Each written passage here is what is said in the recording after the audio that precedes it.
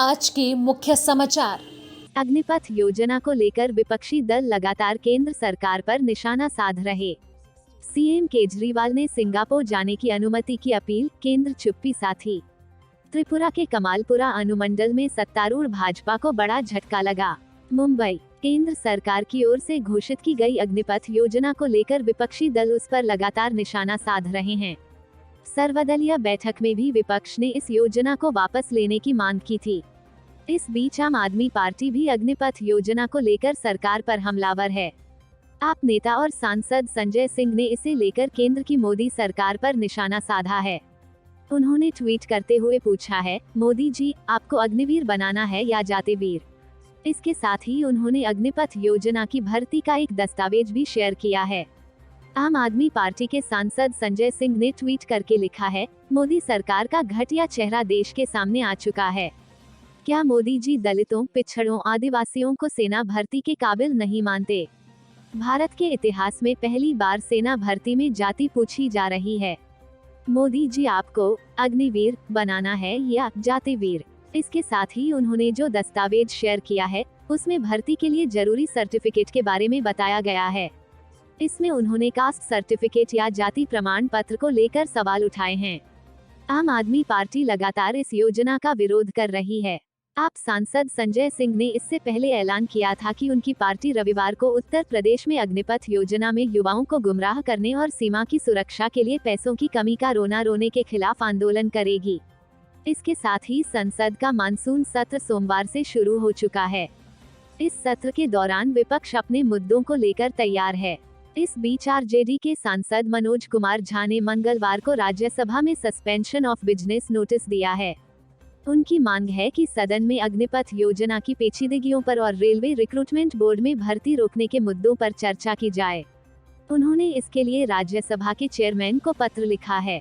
उन्होंने इसमें रेलवे में अटकी हजारों अभ्यर्थियों की भर्ती का मुद्दा उठाते हुए उस पर भी चर्चा की मांग की है।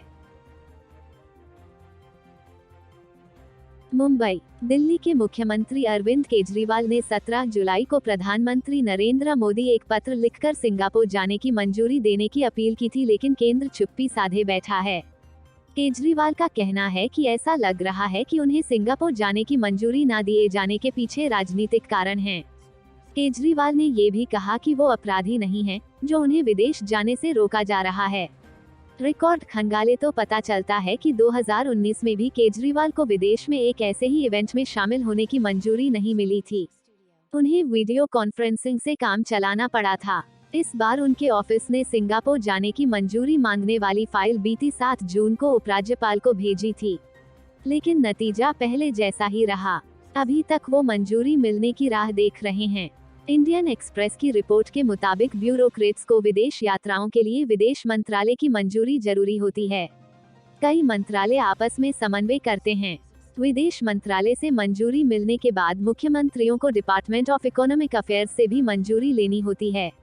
रिपोर्ट कहती है कि मुख्यमंत्रियों और राज्य स्तर के मंत्रियों के विदेश दौरे प्रधानमंत्री कार्यालय और कैबिनेट सचिवालय के अधिकार क्षेत्र में आते हैं। मुख्यमंत्री के आवेदन के बाद पीएमओ एक्शन लेता है। नियम कहते हैं कि प्रक्रिया कैबिनेट सचिवालय से शुरू होनी चाहिए।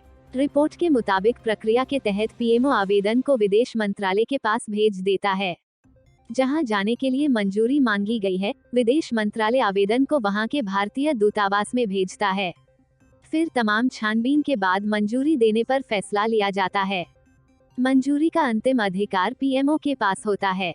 रिपोर्ट कहती है कि स्वास्थ्य कारणों से मांगी गई मंजूरी जल्द से जल्द मिल जाती है। नियमों में ऐसा प्रावधान भी नहीं है जो किसी मुख्यमंत्री को विदेशी जमीन पर मौजूद लोगों से मिलने से रोक सके। वैसे केजरीवाल के विदेश दौरे को लेकर ही पहली बार कोई विवाद नहीं खड़ा हुआ है। इससे पहले ममता बनर्जी को भी इटली जाने की मंजूरी नहीं मिली थी। राहुल गांधी के यूके के दौरे को लेकर विवाद हुआ था।